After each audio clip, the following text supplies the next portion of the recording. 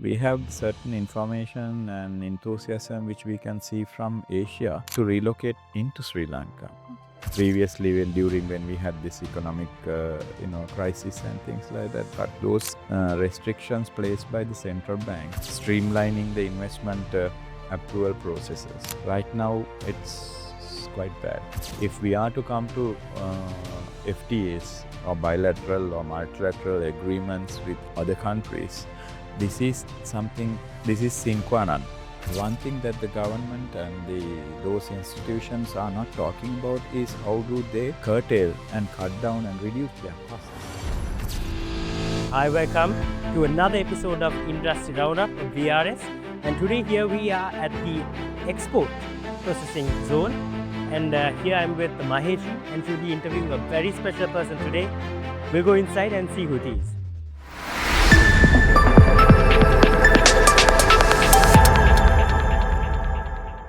Exports investment confident.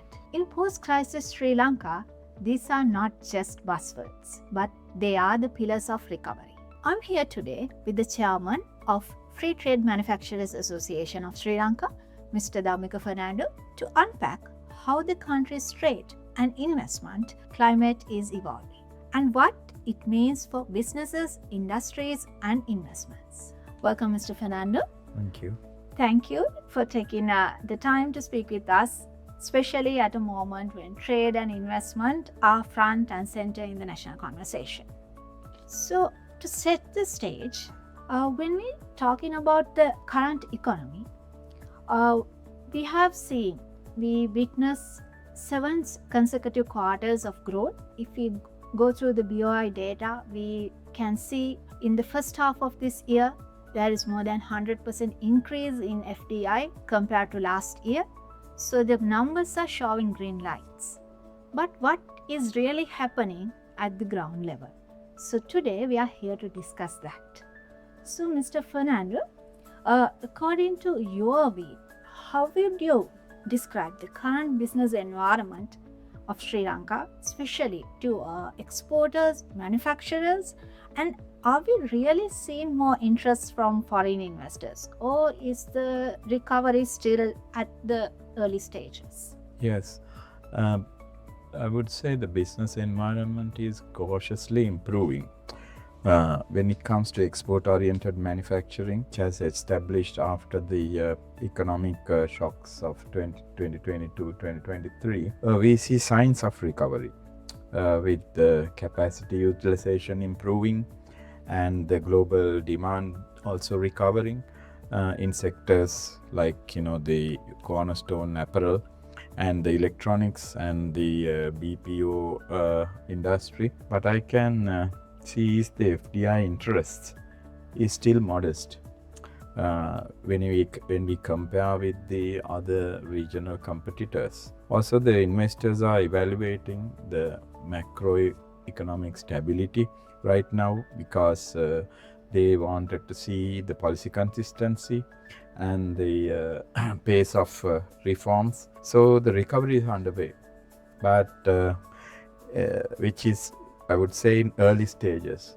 because the IMF program has brought back some confidence to the business sector, but execution on the ground is what investors are now watching. Thank you, Mr. Fernandez. So I think it painted a full picture what's really happening at the ground level.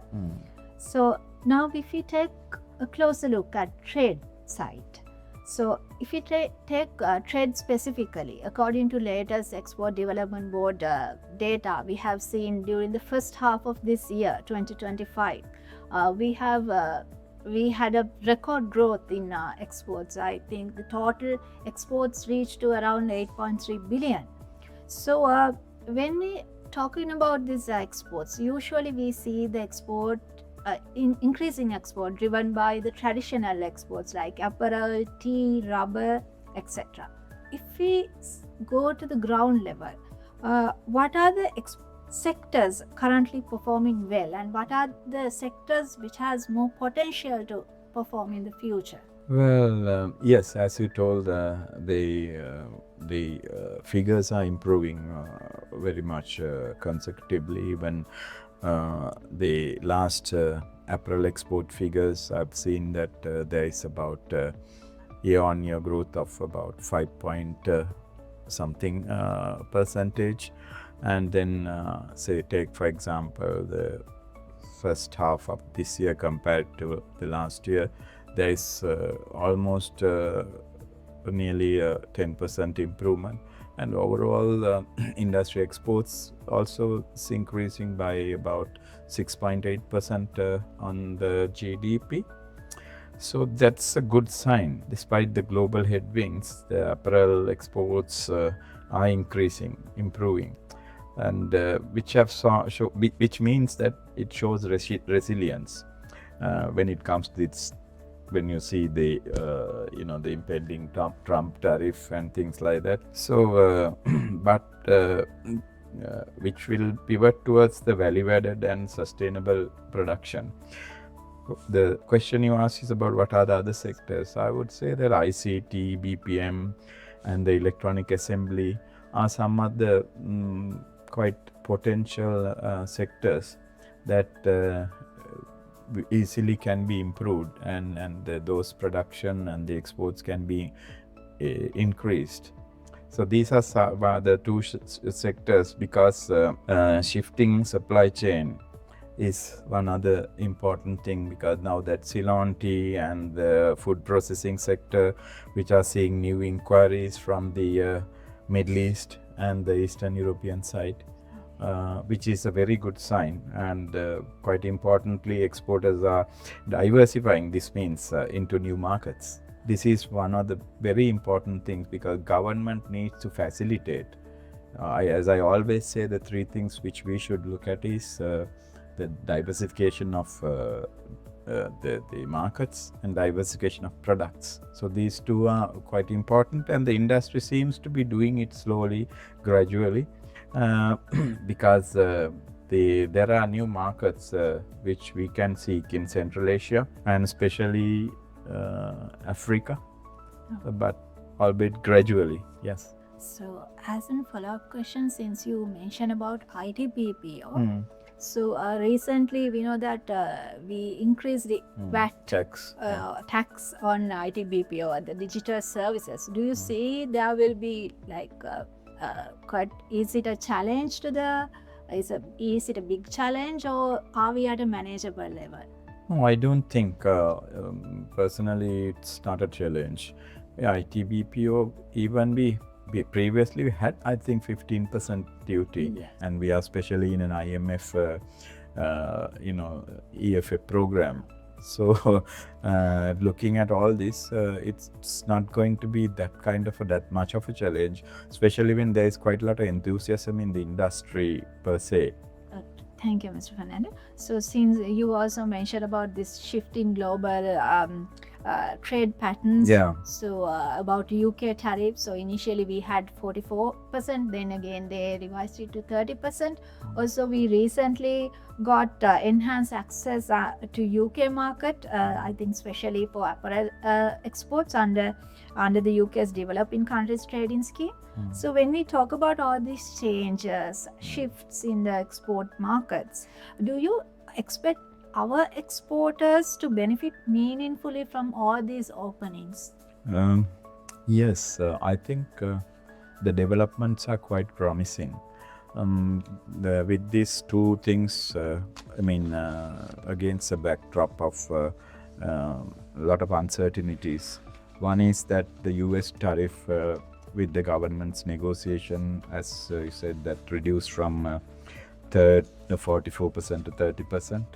And then the other most important thing is about the UK's DC developing country trade scheme, DCTS, Yes. which was announced quite recently. Even before that came to effect, you saw the export figures to UK and EU's jumped up with few percentage points, and that's a very good sign. So when it comes to the DCTS, that's UK, now they have given us zero tariff access to almost 80% of our export products. So this is really a very good opportunity when it comes to Sri Lanka. And the other thing is, I see the Trump tariff is something of a blessing in disguise. Though some people may sort of make a big, huge hue and cry about it. Reduction to 30% is okay. But if we can get further reduction, so much the better. If that further concessions comes in, that would be a really good government effort. We have to be thankful to the government in that case.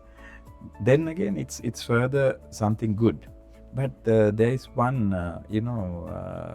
silver lining in this dark cloud, because Sri Lanka is lacking good FTAs with important trade destinations, especially like United States, like EU, UK, Japan, Korea, and places like that. We have FTAs with some, countries where we didn't get much of benefits through the history. Take, for example, in this Indo-Sri Lanka FTA, we haven't had much benefits because that fundamentally it's flawed, that agreement.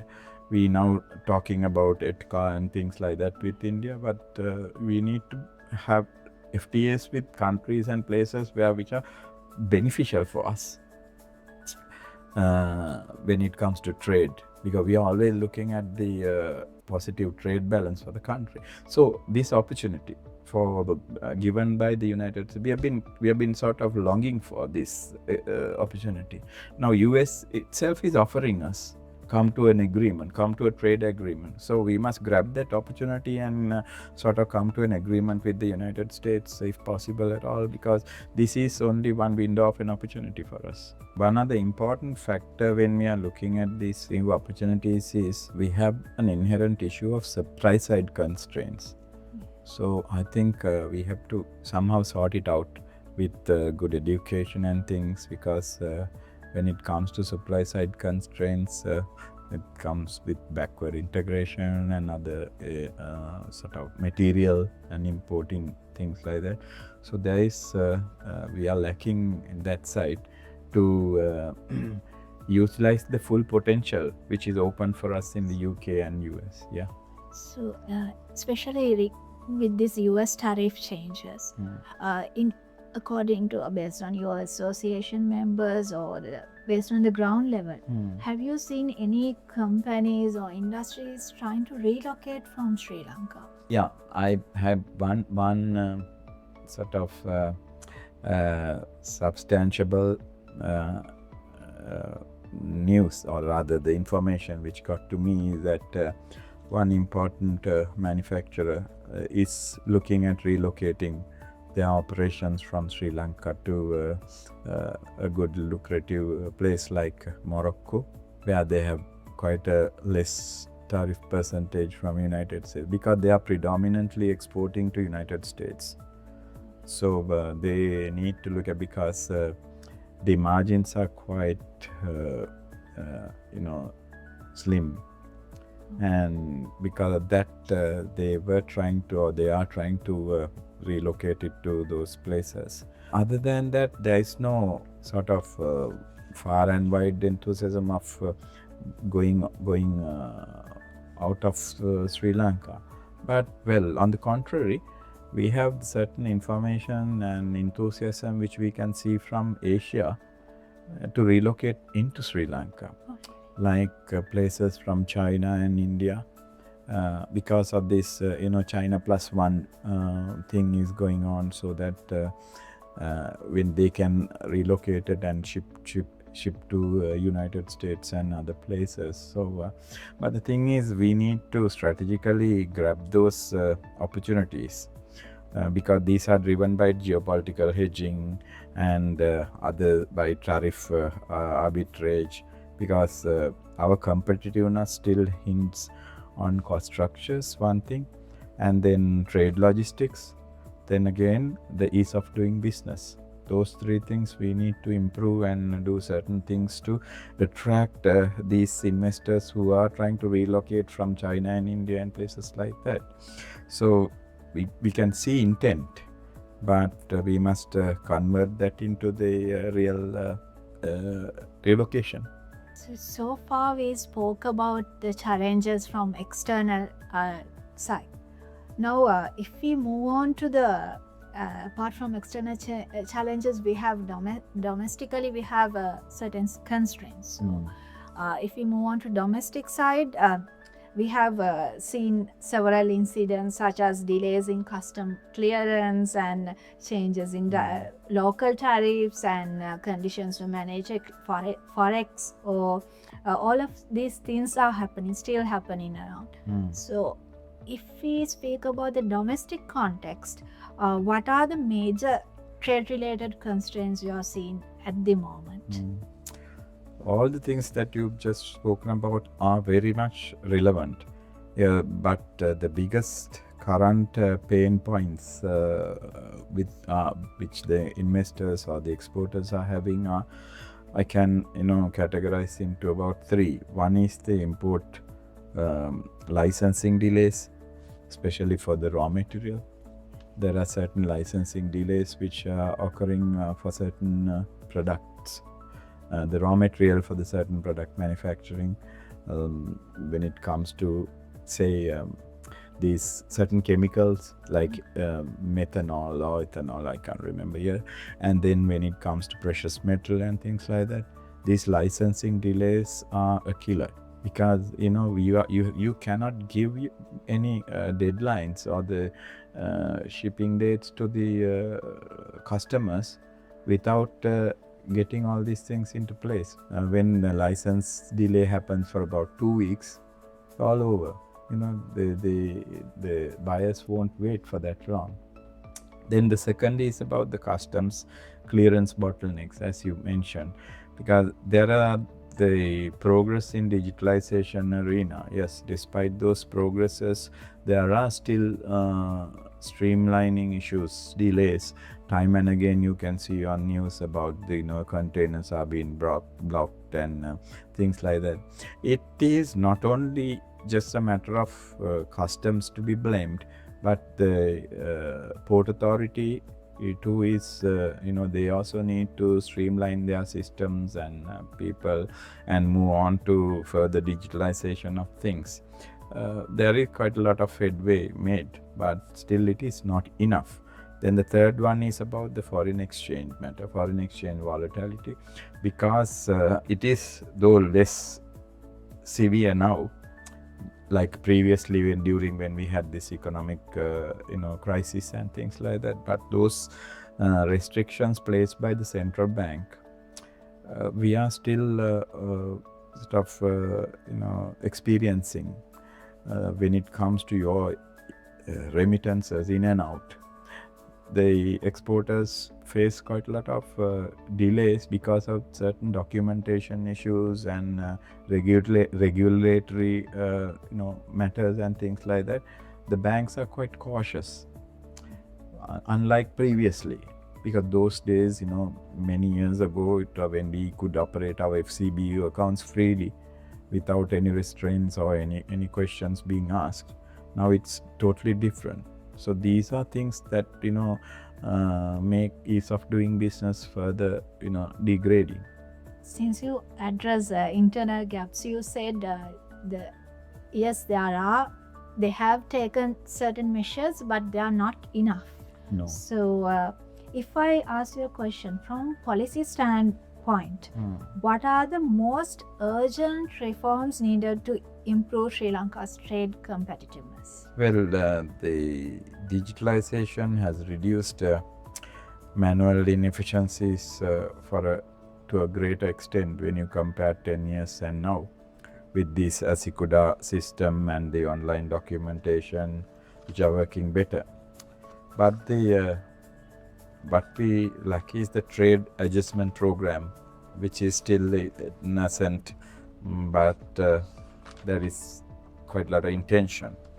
And the port infrastructures, that is also one thing, particularly Colombo and Hambantota is improving. with the Colombo's new terminals are coming in, and especially the private terminals are coming in, so that's something quite good, but quite slow, it needs to be sort of expedited and need to be faster than this. Then again, about the inland connectivity, the internal logistics, inland connectivity is quite important, which have a lot of bottlenecks. Yeah, and the most urgent reforms that we seek needs to be included, like full automation of customs and BOI processing. There are still some areas where the manual intervention is, I don't know, required or intentionally made, kept it there. So these are some things that we need to look at, the full automation, because that should be the way when it comes to the logistics and the port operations and dealing with customs and the BOI facilitation. There is no other way. It has to go full way of automation, and then streamlining the investment approval processes. Right now, it's quite bad. You see, certain investments, most of the time, an investment approval will take from the application to the realization maybe minimum of 3-4 months and maximum of 2 years. So do you think an investor can wait with their money for that long, to have a return on their investment? I don't think so, because ease of doing business and ease of doing investment, the speed of doing investment, these things matter for investors. And then the reforms to be needed. I think this is one of the IMF's requirement also about reforming the para-tariffs and non-tariff barriers. If we are to come to FTAs or bilateral or multilateral agreements with other countries, this is sine qua non. Because with having the para-tariffs and non-tariff barriers, you cannot have a sincere discussion with the other party, right? And they don't like it either. What happened to our Indo-Lanka FTA? Because the non-tariff barriers and these para-tariffs which are imposed in India, our export did not improve anything, because with that, if you take one of my friends have shown me a graph that from the time we have started the agreement or signed the agreement with India as well as in Pakistan, our trade gaps been increased rather than reduced. So you can see that sort of reason that it is. And the other thing is about the energy, the reliable energy pricing policy, which is also very, I would say, something of paramount importance for the exporters. Now that we don't have a particular, good sort of pricing policy, now the IMF says cost-reflective tariff for the electricity. But what about the other energy sources like, fuel and things like that? So we need to have, better to have it's a requirement that we need to have a cost-reflective tariff, because governments cannot dole out things to industry and the people, because at least they have to recover their cost rather looking at the profits. But however, one thing that the government and those institutions are not talking about is how do they curtail and cut down and reduce their costs. When it comes to cost reflective, so if you reduce the cost, then the tariff also reflects that. But nobody talks about how they are going to rationalize and make their processes efficient and more productive by reducing whatever, maybe people, maybe other allied costs and things. This is very important, I hope. Yeah, so we spoke many things about trade and the exports, manufacturing. So now let's move on to the investment climate. So at the beginning we said the numbers are improving, but we believe that still as a country if we compare with our peers, we are lagging behind. So, in your perspective, Mr. Fernando, why has Sri Lanka struggled to attract FDIs compared to regional peers? Well, the challenges stems from multiple factors. Firstly, I would say the historical policy unpredictability of the country. Then other reasons such as inconsistent legal and regulatory enforcement, as I mentioned before also, and the bureaucratic hurdles in approvals, same thing which I've talked about, and the limited integration into the global value chains.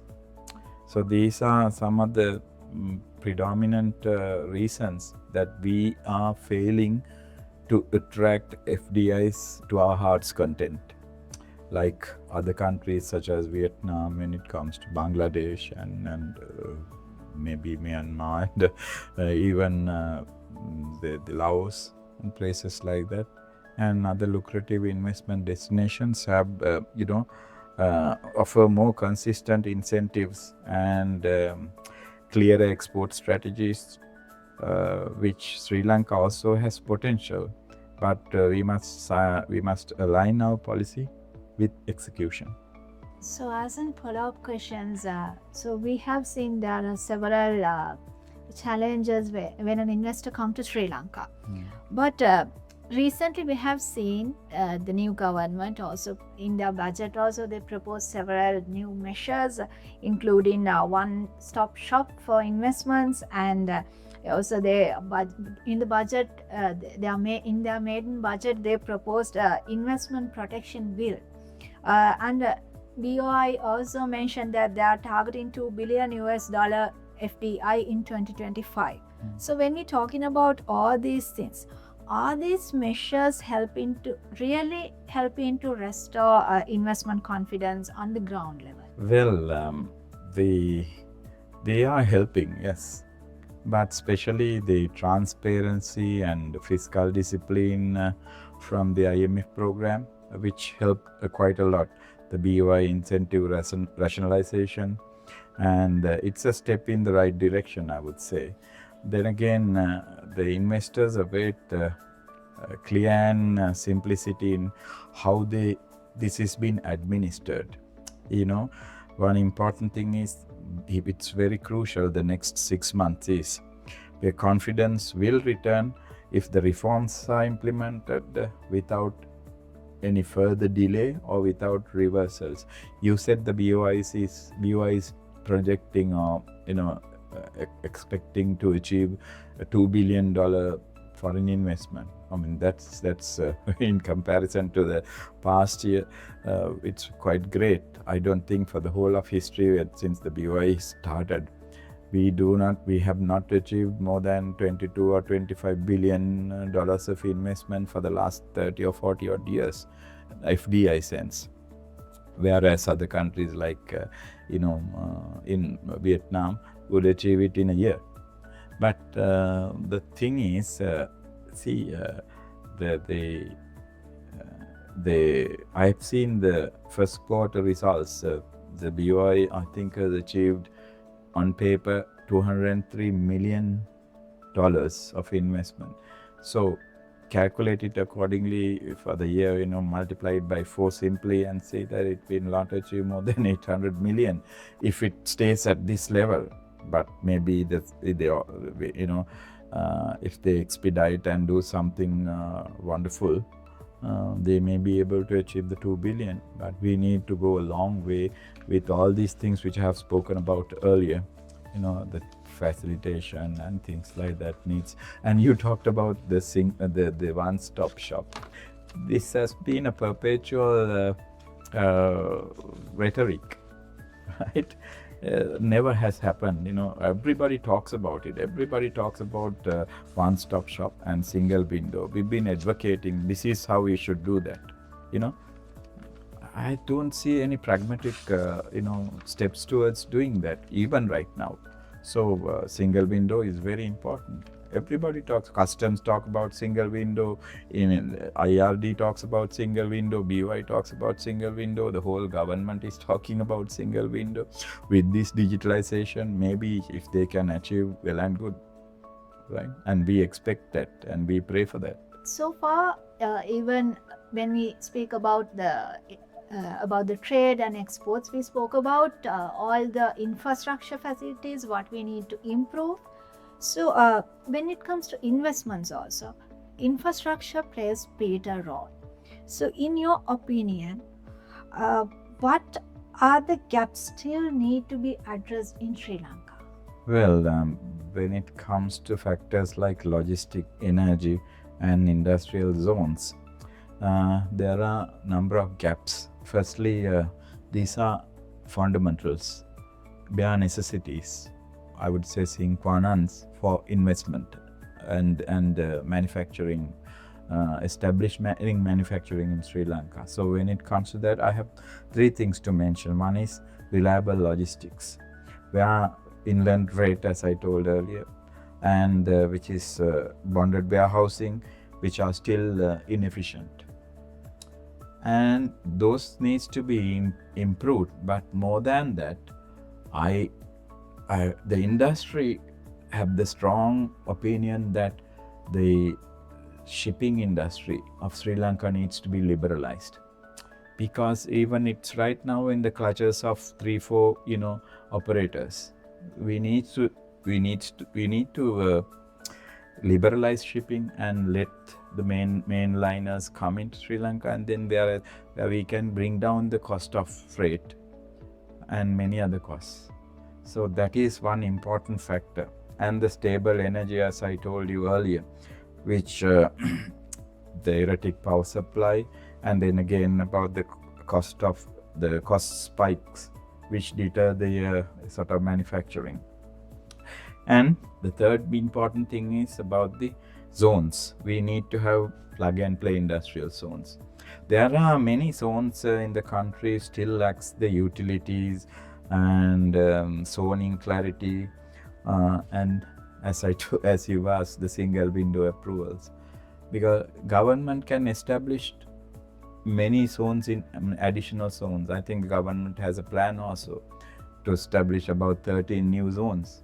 But the thing is, where are the infrastructure? We need to have this plug and play concept there, because still some of the zones are lacking all the infrastructure, sort of power supply, water, and then the effluent disposal and garbage disposal. Those things are quite important. It's not only just providing a land and give them water and electricity lines. It's not that. There are many aspects that needs to be looked at when it comes to plug and play zones. So I wanted to mention this especially because otherwise even the current government would make a mistake establishing 13 more zones, but without any potential investors and without having proper infrastructure. Right now, I think they need to fortify the existing zones with all those requirements, and then move on and look for the new zones, because there are many new established zones like Eraul, which the government, the BOI failed to still attract new investment. Right? They've had a big scope. It's meant for the sort of backward integrated industry. I mean, to feed to the apparel industry. But so far there is hardly enough success there. So when we talk about investments, so usually we target the investment from private sector, but in a country like Sri Lanka, we have mixed economy, and I believe that the investors, even from the private sector, cannot process without the support of government. So in case of that, what kind of collaboration is needed between the government and private sector to strengthen the investor confidence and promote this export diversification? What's your view on these public-private partnerships? Well, the public-private partnerships are always good, very important, and that's how the service sectors, things like that needs to be developed, especially when the zones are if you need to increase the zones and improve zones, the industrial zones like the BY zone, the EPZs they call, I think the government needs to look at that direction of private-public partnerships. And we need institutionalized dialogue, not just consultation. What we propose is a kind of institutionalized dialogue rather than only having just been consulted by the government. So we can propose some things like joint export strategy task forces, and then reinstating the National Trade Facilitation Committee with strong private sector participation and strong private sector voice, and also the sectoral councils such as for electronics, which is a booming industry, up and coming, which Sri Lanka has quite a lot of potential, which I'm always advocating. And then the pharmaceuticals, and then about the agro exports. There's quite a lot of potential there also about our agro exports, and Thailand is doing it in a big way. The private sector can sort of co-create policy solutions if we are made partners, not just the participants. And that's something which we expect that this government should do. So before we wrap up, we would like to hear one final thought from you. So is there one message you would like to share with our viewers, whether it's to investors, exporters, or even young professionals watching? What should they take away about the future of the trade and investment of Sri Lanka? Yes. See, looking at the recent economic crisis, the Trump tariff, and the IMF program that we are in right now, we are at a pivotal moment of this country. So we have challenges, but also, as I told before, windows of opportunity. We are to reposition ourselves as a reliable export and investment hub. If reforms are sustained and the private sector voices are heeded, of course we can rebuild stronger and more resilient economy and a country. To young professionals, the future lies in entrepreneurship and the digital trade. So the global integration, which we can be part of the solution. So your ideas and the integrity matter now more than ever. Thank you, Mr. Fernando. So that brings us to the end of our BRS Industry Roundup episode today. A big thank you to Mr. Dhammika Fernando, Chairman of Free Trade Manufacturers Association of Sri Lanka, for joining us, and to all of you for watching. Stay tuned and we'll see you in our next episode.